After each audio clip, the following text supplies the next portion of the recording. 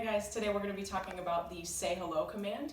Say hello gives the dog permission to leave your side and go and explore and interact with either a person, a dog, or an object. So it's kind of an integral command in order for socialization, but considering the times that we're in right now, we really don't want you saying hello to a lot of people because it's just not safe at this time. But that doesn't mean that you can't use this command either with people in your own home, dogs in your own home, or objects in your own home. So say hello as a finished product is going to look like this. The dog's going to be sitting at your side, looking at you, using eye contact, asking for permission via eye contact, and you are telling the dog say hello and then guiding him in towards whatever he wants to interact with. For little puppies, it's going to be a little different.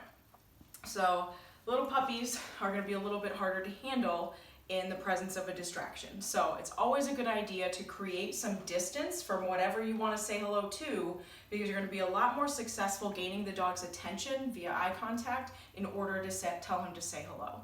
So, practice that at a distance of 10 feet at least for a puppy. But for dogs Vegas's age or above, you can really work on saying hello from a short distance of maybe like 1 or 2 feet. But again, that needs to be worked up to.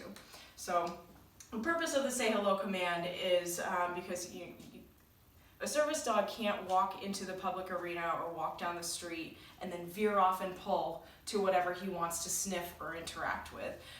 It's just not good manners. So using this say hello command tells the dog that first of all, he's not allowed to do that. But if he does want to interact with something, all he needs to do is just sit and ask for permission via eye contact. So I've got kind of an interesting say hello object behind me.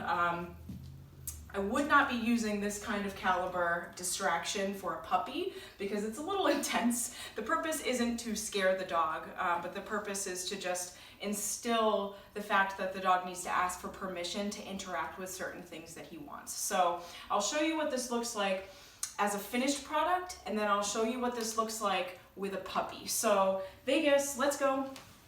Okay, so for a finished product, you can come up maybe about 2 feet from the object. You're gonna have the dog sit.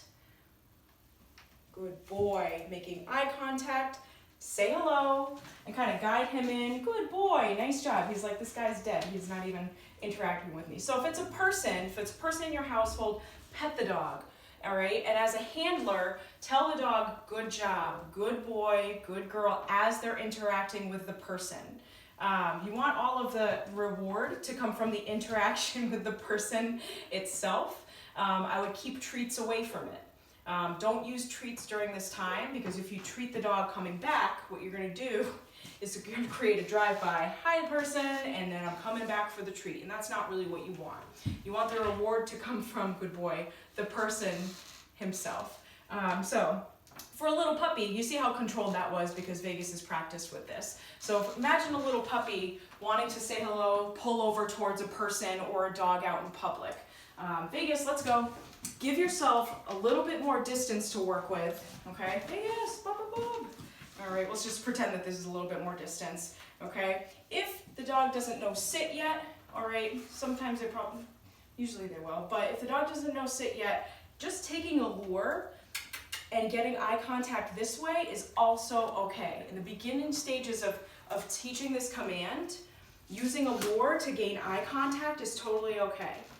But when you have a puppy, more often than not, jumping is going to be a factor. So when you tell the dog, say hello, release the leash in its entirety, step on it, so that if the dog jumps, he's going to be self-correcting himself, and it gives you that element of control.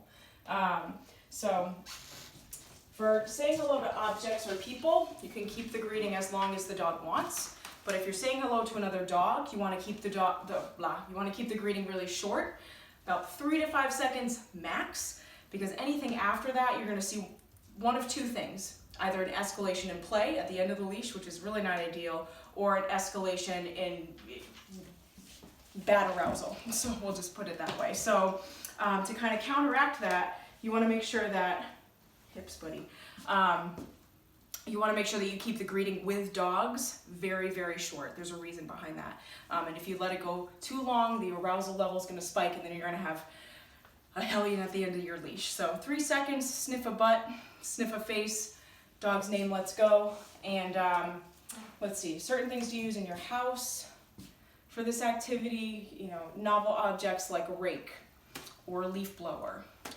Somebody's got a tractor out there, I have no idea. If you don't have those items, you know, think about, you know, putting a hoodie on a chair or on top of a rake and trying to create some strange body language, different objects for the dog to say hello to. The purpose of this is just socialization. This is something different. I want you to experience it, but just know that you can't pull towards it. You have to ask for permission first, and that's the say hello command.